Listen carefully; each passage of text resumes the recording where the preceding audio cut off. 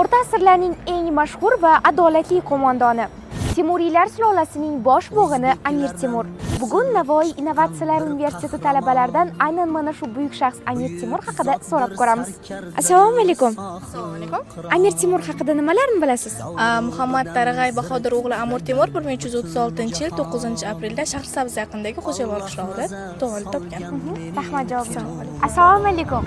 Amir Temur haqida nimalarni bilasiz? Amir Temur bobomizni menga bitta juda ham gaplari yoqadi. Kuch adolatdadir degan gaplari menda juda katta ta'sirot qoldirgan. Bu so'zlardan men o'zimga shijoat, kuch olaman.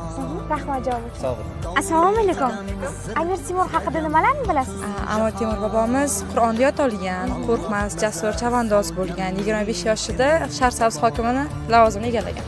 Rahmat javob. Sog' bo'ling. Assalomu alaykum. Amir Temur haqida nimalarni bilasiz? Amir Temur o'rta asrlarning eng mashhur sarkardalari va davlat arboblaridan biri hisoblanadi. U kishining to'liq ismi Temur ibn Taraqay Barlos bo'lib, 1336-yil 9-aprelda Kesh, hozirgi Shahrisabzda tavallud topadilar.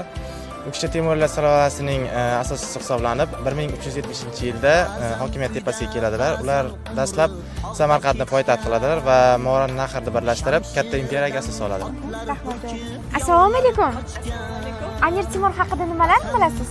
Albatta, Amir Temur bobomiz Sohib Qur'on deb nomlaymiz. Sohib Qur'on degan ma'nosi ham Sohib Qur'on, ya'ni davlat qo'yurgan buyuk sarkarda degan ma'nolarni anglatadi.